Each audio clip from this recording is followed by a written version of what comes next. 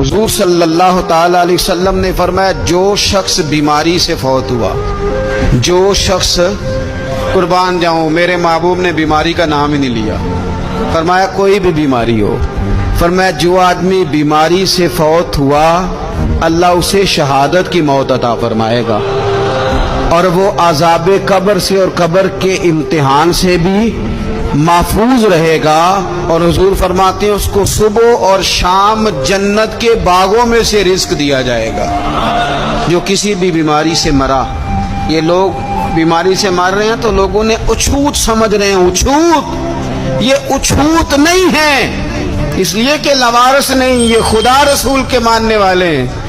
تم انہیں اچھوت کہہ رہے ہو، اور مدینے والے رسول انہیں شہید فرما رہے ہیں۔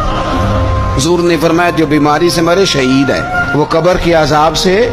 محفوظ رہے گا اور جنت کے باغوں میں سے اللہ